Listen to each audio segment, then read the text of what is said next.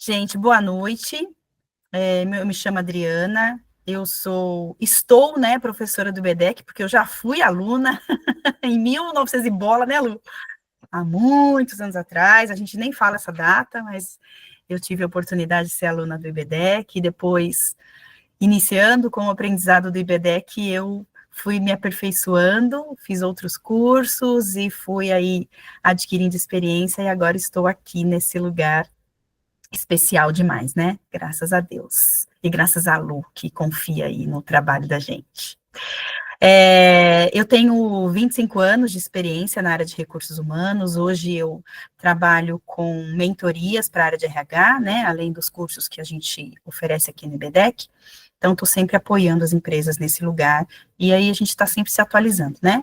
Sou psicanalista também, analista especialista em comportamento humano.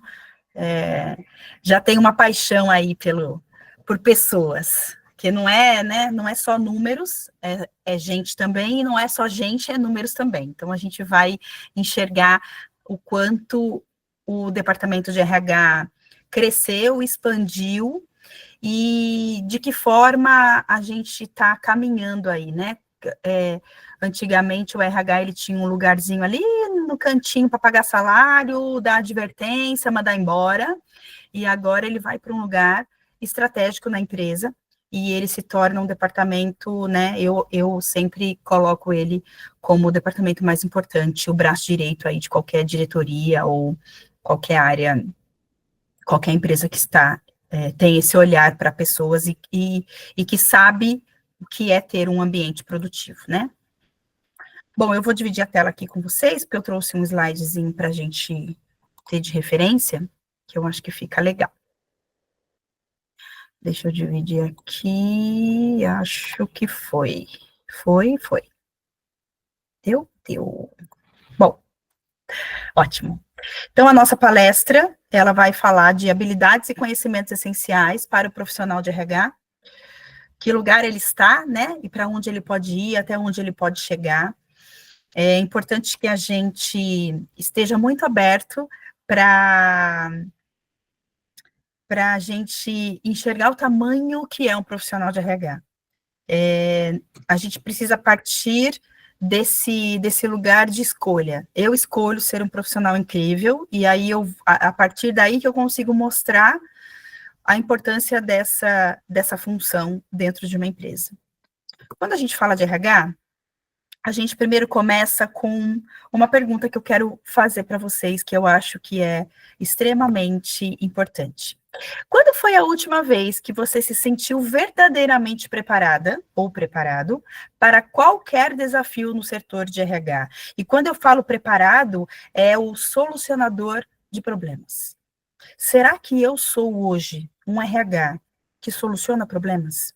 Quando a empresa está passando por alguma dificuldade, eu sou a primeira pessoa que eles vão lá e batem na porta e falem, viu, eu estou com uma situação aqui, será que a gente consegue conversar sobre uma possível solução? Se você não se sente assim, saiba que é nesse lugar que você pode chegar. Hoje o RH é o lugar de soluções. Eu costumo dizer que quando a gente pensa no organograma da empresa, a gente pode hoje colocar o RH, ali o CEO, a diretoria, a presidência, seja o que for. Se tiver um gerente geral, alguém que conduz a empresa inteira, ok? Abaixo desse lugar vem o RH. Depois vem os outros departamentos. E não o RH como alguém que dá direcionamento, mas como a estrutura, como a base, como alguém que está ali para apoio, como alguém que é responsável para que todos os outros departamentos consigam dar certo.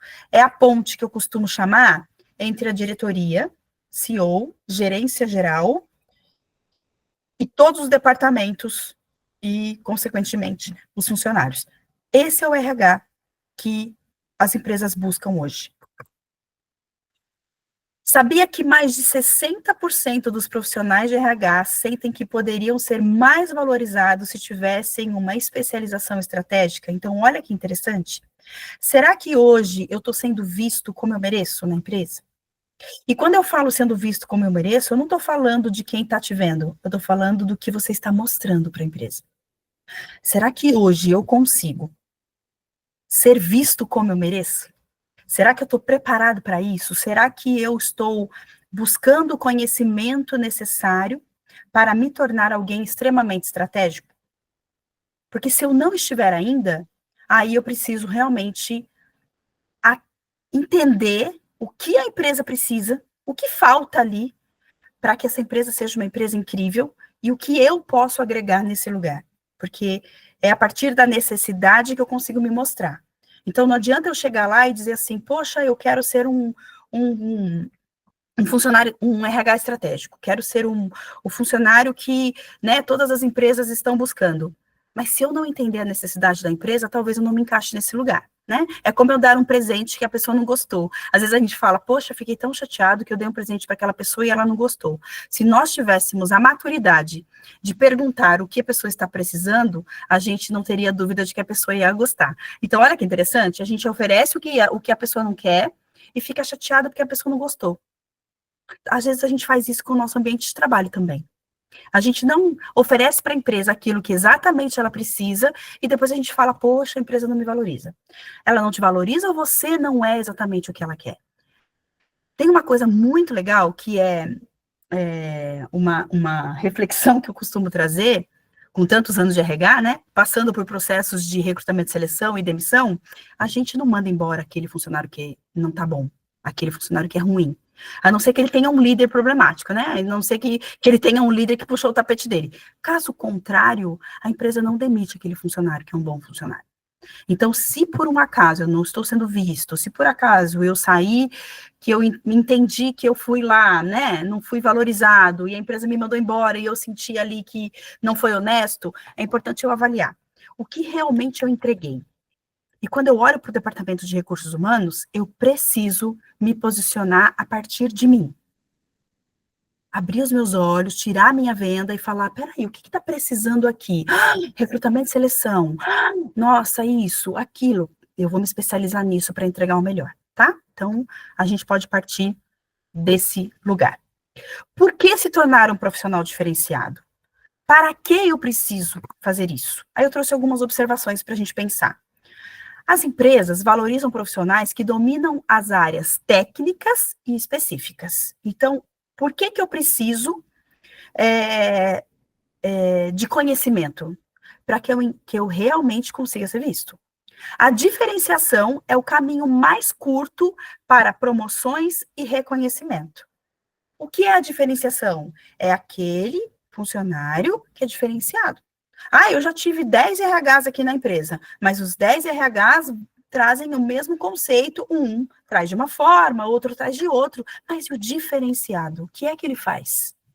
Que tipo de conhecimento ele tem? Qual é a forma de trabalho que ele apresenta? E aí é a primeira dica que eu quero trazer para vocês. O funcionário de RH ou a pessoa que está ali na posição de recursos humanos, se ela é uma pessoa diferenciada, é porque ela está focada em soluções. Ela pensa além. Ela não está focada no problema. O problema é o que existe ali. Agora, como é que nós vamos fazer para solucionar esse problema? Quem eu preciso, o que eu preciso, como eu vou fazer, tudo isso faz você se sentir ou faz você se tornar um funcionário diferenciado da área de recursos humanos. E, automaticamente, a sua área, né, passa a ser uma área diferenciada. Escolher a área certa acelera a sua evolução profissional e fortalece o seu nome no mercado.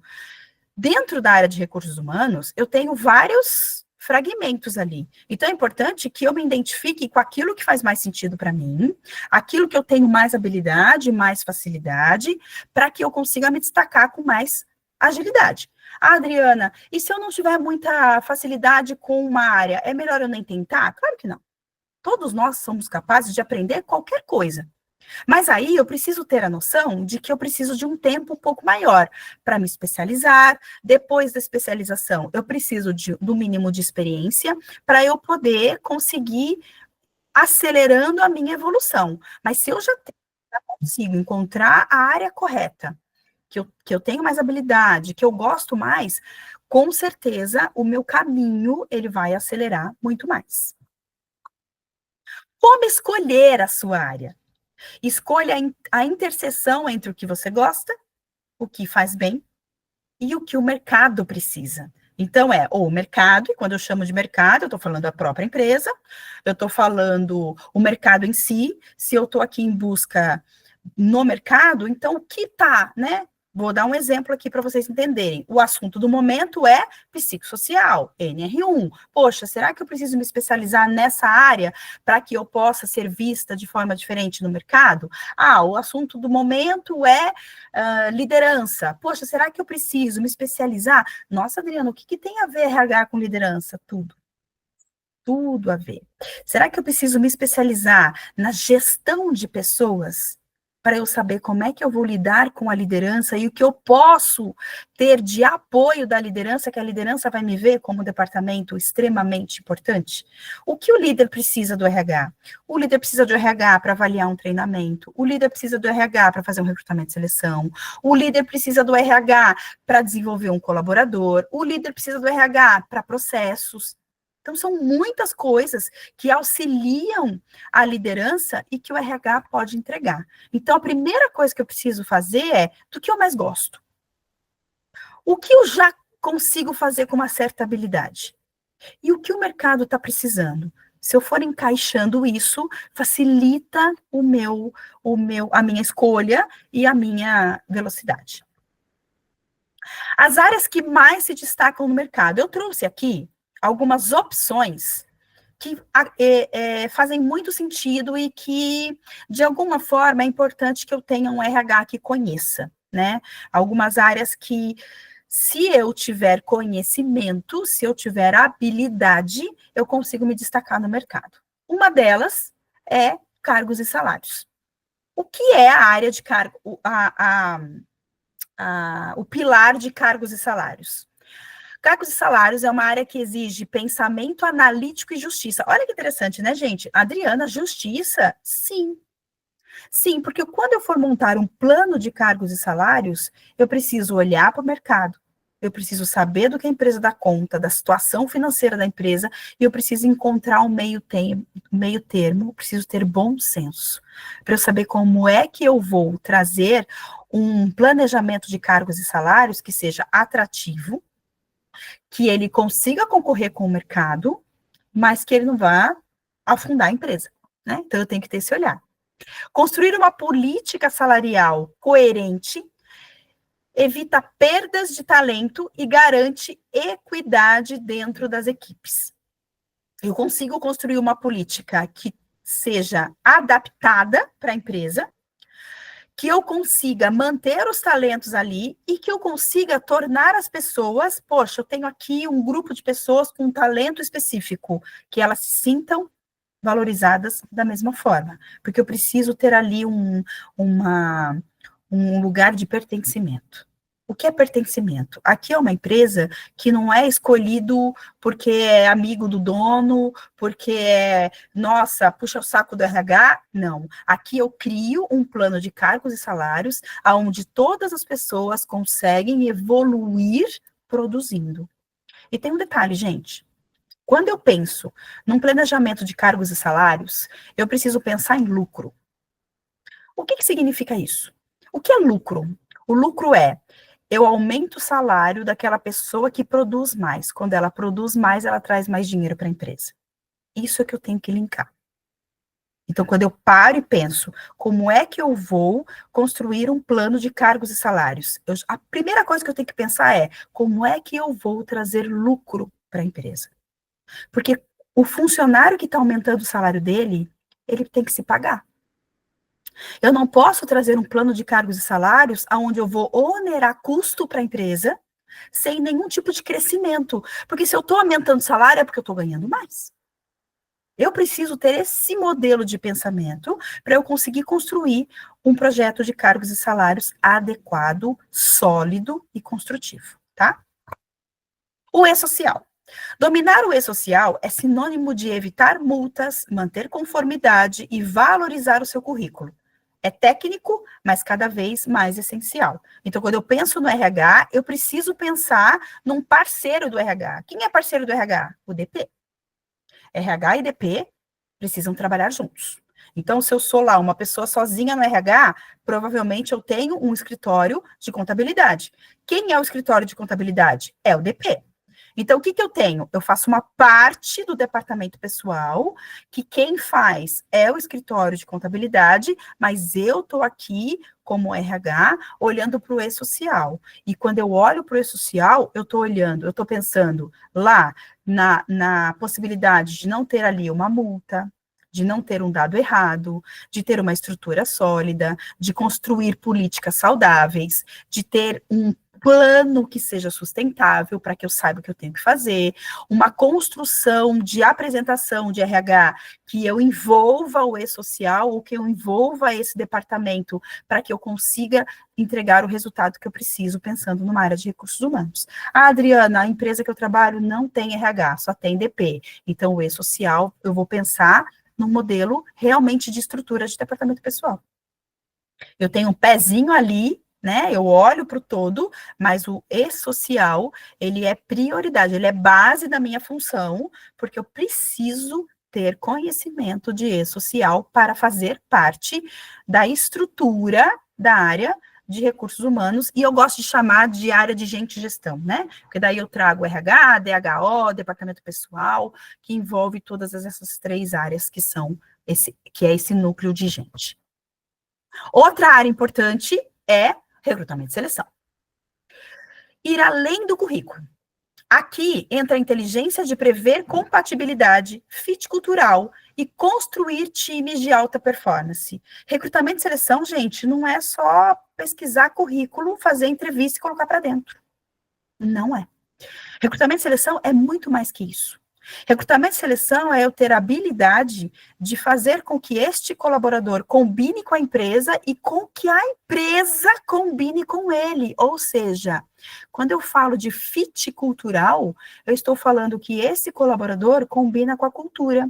Nossa, Adriana, mas eu não tenho nem cultura. Uau! Então aí eu já tenho um ponto interessante que eu preciso entender. O que é cultura, gente? Que as pessoas veem da empresa, que as pessoas falam da empresa e o que as pessoas acreditam sobre a empresa. Isso é cultura.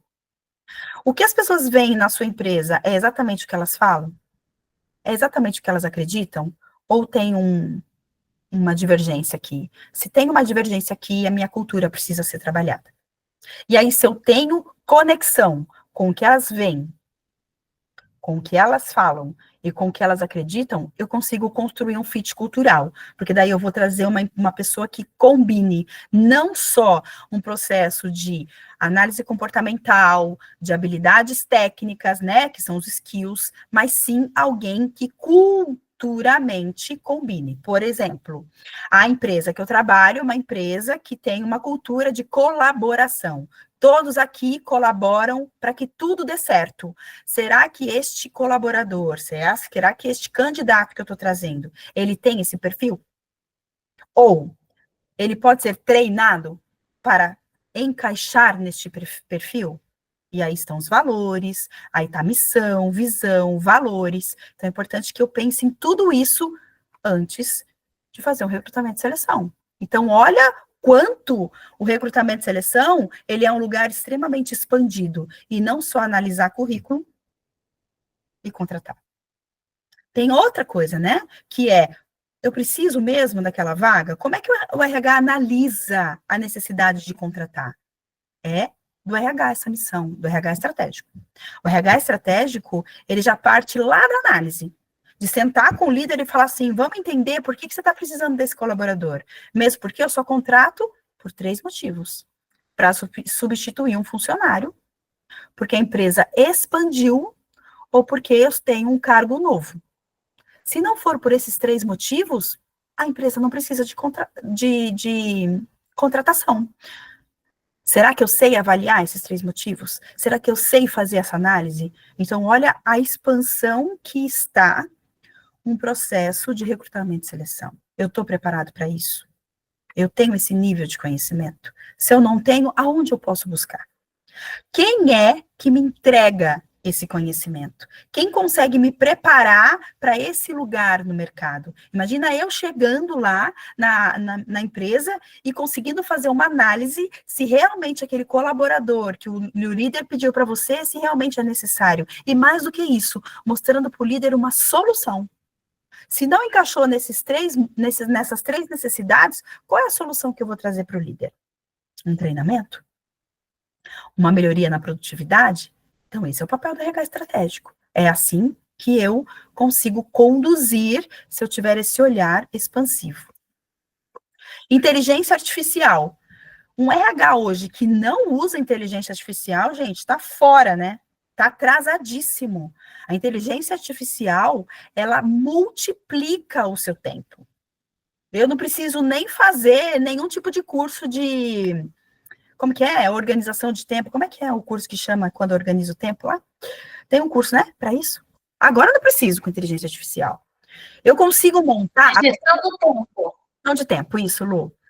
O que é importante na inteligência artificial? Eu preciso saber usar a inteligência artificial. Se eu sei usar um processo, um aplicativo de inteligência artificial, eu tenho tudo na mão. Eu monto um curso, gente, na inteligência artificial, mas eu preciso saber pedir. Eu preciso saber o que a inteligência artificial está me entregando. Então, não adianta eu montar assim, ó, monte para mim uma estrutura de, uma política de cargos e salários. Ela vai montar. Só que se eu não souber pedir para ela, o que eu quero nessa política de cargos e salários? O que eu quero que ele especifique? Eu preciso dar um mínimo de informação para que ele construa para mim. Aí ele te dá tudo pronto. E aí tem uma outra parte. O que eu faço com esse material? Se eu não tiver conhecimento sobre cargos e salários, eu faço um curso de inteligência artificial, mas eu não fiz um curso de cargos e salários para construir uma política. Eu consigo fazer o pedido, mas eu não consigo usar. Então, eu preciso do conhecimento. Eu preciso do mínimo de conhecimento para saber o que eu faço com aquele conteúdo que a inteligência artificial trouxe para a gente. Mas é importante, inclusive, não sei se vocês, quem é da área de RH, já está sabendo disso, mas as pessoas que hoje têm curso de inteligência artificial e colocam no currículo curso de inteligência artificial, têm prioridade na contratação. Isso já está acontecendo no mercado. Então, olha que importante a gente ter um conhecimento nessa área. E que, de verdade, viu, gente, é viciante, né? Quem começa a usar a inteligência artificial passa a não conseguir viver sem. Você fala, gente, eu tô burra, né? É possível que nós fiquemos burro com a inteligência artificial? Não, a gente vai ficar mais inteligente ainda. Porque ela faz com que a gente busque muito mais evolução. Então, não pense que a inteligência artificial é nosso inimigo. Inteligência artificial veio aqui para substituir o homem. Balela, bobeira. Ela precisa da gente para pedir, ela precisa da gente para instruir, ela precisa conhecer você para saber o que você quer, e você precisa saber o que você vai fazer com aquilo que ela te entrega. Então, não somos ainda insubstituíveis. Em alguns lugares, nós vamos ser num caixa do mercado, só que o caixa do mercado, ele vai para um outro lugar, ele vai para uma outra área muito mais evoluída. Então, quem tiver interesse em conhecer mais sobre a inteligência artificial, vale a pena, porque vocês vão ver como é uma ferramenta muito incrível. Eu preciso saber de gestão de indicadores, né? O tal dos KPIs. Quem mede, evolui. Um RH sem dados, ele não vai para lugar nenhum. Então, vamos lá. Eu preciso trazer um treinamento novo para a empresa. Eu preciso de dados para conseguir mostrar a necessidade de um treinamento novo. Quais são os dados? Para onde eu estou, para onde eu vou. Quais são os números hoje? O que eu estou aqui vendendo, entregando, o que eu vou vender e entregar com esse treinamento. Aí eu consigo trazer esse treinamento para dentro de casa. Então, até eu, que estou aqui no lugar do RH, preciso aprender a fazer uma gestão de indicadores, porque os meus indicadores é que vão ser uma ferramenta para que eu consiga trazer novos produtos para dentro da empresa, que vão fazer com que a empresa produza muito mais. Mas eu preciso saber dar o tiro certo. Eu preciso saber qual é o caminho. Eu preciso saber aonde mirar. para eu conseguir fazer a entrega. Como é que eu vou acompanhar depois, como é que eu vou entender esse resultado, como é que eu vou medir esse resultado, como é que eu vou medir necessidade, como é que eu vou medir a quantidade de pessoas daquele departamento, tem uma quantidade ideal? Não tem. Eu vou dividir uma experiência com vocês aqui muito interessante. Eu trabalhei numa OS. O que é uma OS? É uma instituição que trabalha para as prefeituras, foi na área da saúde, que trabalha para as prefeituras. Então, essa OS, ela era responsável por gerenciar as UPAs. Então, eu tenho lá, fiz um processo de licitação e a minha empresa ganhou a licitação. Então, quando a empresa ganha a licitação, a prefeitura vai te dar um X por mês para você gerenciar uma UPA. O que é gerenciar uma UPA? É contratar os funcionários, a quantidade de funcionários ideais, para que eu consiga atender o público. Só que eu não posso contratar em excesso, porque eu vou ter prejuízo. Porque a prefeitura me dá X por mês. Então, eu tenho que fazer um plano de produtividade para saber a quantidade de pessoas que eu vou contratar para que eu não tenha prejuízo e consiga entregar. Olha como é a importância do RH. Quem faz isso numa OS? O RH. Então, olha a importância de eu conhecer a gestão de indicadores. E se eu tenho esse nível de conhecimento, imagina eu levando essa habilidade para uma diretoria e falando, ó, eu consigo fazer um plano aonde vocês vão entender como está a produtividade aqui e quantas pessoas eu preciso em cada departamento para que a gente produza e continue lucrando e trazendo dinheiro para dentro da empresa, sem sobrecarregar funcionário, porque eu preciso pensar aí no psicossocial também, né? Legislação trabalhista, eu preciso conhecer o CLT para que eu evite riscos e para que eu proteja a empresa dos colaboradores e proteja os colaboradores da empresa. Então, eu preciso estar ali no meio termo. O que é que eu preciso fazer, o que dá para fazer, o que não dá para fazer e como é que eu vou conduzir com o que não dá para fazer. Essa é uma área que dá muita segurança e também traz muito respeito para a empresa. Então, olha a importância de eu conhecer a legislação trabalhista e eu vou partir de onde? Convenção coletiva. Convenção coletiva é livro de cabeceira de DP e RH. Eu preciso estar ali, focado na convenção coletiva, e eu vou trabalhar minha legislação trabalhista a partir da convenção coletiva da categoria da empresa. Tem empresa que tem 3, 4, 5 convenções coletivas. E eu tenho que conduzir e encaixar todas elas dentro dos processos para que eu não coloque a empresa em risco e para que eu também consiga proteger os colaboradores. Cálculos rescisórios.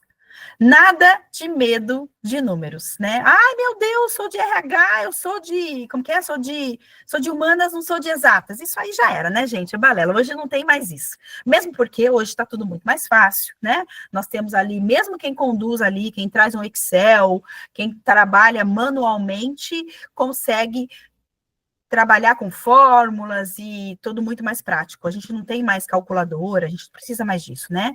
Mas é importante eu saber a base. Não adianta eu ter um sistema se eu não sei explicar para um funcionário de onde vem aquilo. O sistema faz tudo. Ok, emito o olerite, entrego para o funcionário, ele fala, me explica por que está vindo esse salário aqui? Me explica por que eu recebi isso aqui das minhas férias? Acabei de voltar de férias, não recebi salário. Por quê? Não estou entendendo esse desconto. Então, eu preciso ter conhecimento. Porque se eu não tiver conhecimento, como é que eu explico o que o sistema está fazendo, né? Então, é importante, porque essa área exige atenção aos detalhes, conhecimento técnico. Quem domina isso se torna indispensável nas movimentações de pessoal. E esse conhecimento te traz segurança.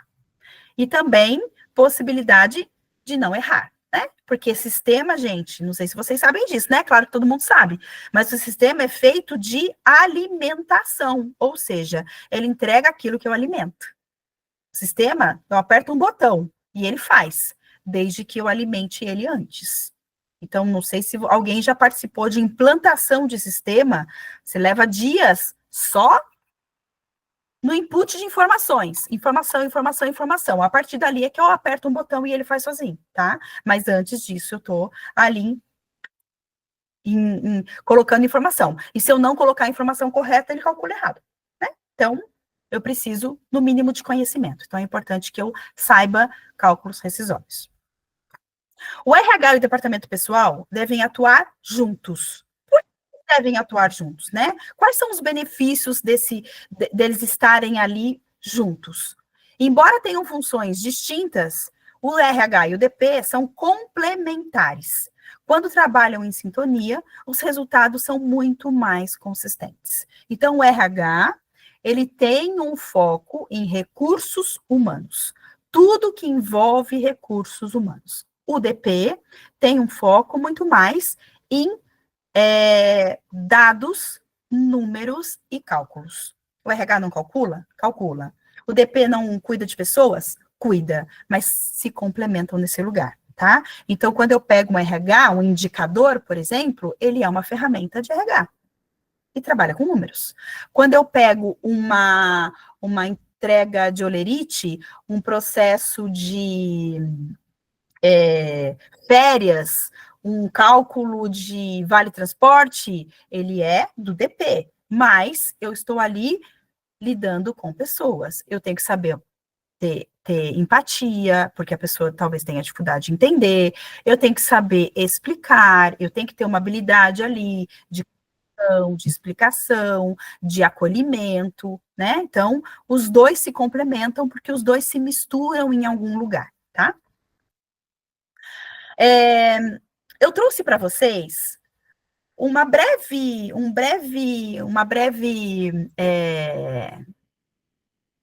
troca ali, né? Organização aqui do que cada área realmente seria responsável. Então, quando a gente pega cargos e salários, a gente sempre olha que o RH e o departamento pessoal trabalham bem juntos ali. Quando você vem para o E-Social, o departamento pessoal, ele é um complemento de informações para o RH atuar. Então, ele faz toda a parte do E-Social e ele só tem o papel de trazer informações que o RH precisa para poder conduzir. Recrutamento e seleção é muito mais responsabilidade do RH do que do departamento pessoal, porque tem todo um processo muito mais de entrevistas, análise de necessidade de vaga e tudo mais. Inteligência artificial está nas duas áreas, porque as duas áreas precisam disso. Quando a gente fala de gestão de indicadores, o RH ele tem muito mais foco na gestão de indicadores do que o departamento pessoal. Mas, se eu sou só do departamento pessoal, eu posso atuar em todas as áreas? Posso. Se eu sou só do RH, eu posso atuar em todas as áreas? Posso, né? Porque às vezes eu tenho uma empresa pequena e eu acabo conseguindo conduzir tudo. Quais são as responsabilidades e os benefícios dessa construção? Primeiro, alinhamento estratégico e operacional. O RH define políticas e estratégias de gestão de pessoas, enquanto o DP garante que essas políticas sejam aplicadas corretamente, respeitando a legislação trabalhista. Então, eles estão sempre se apoiando.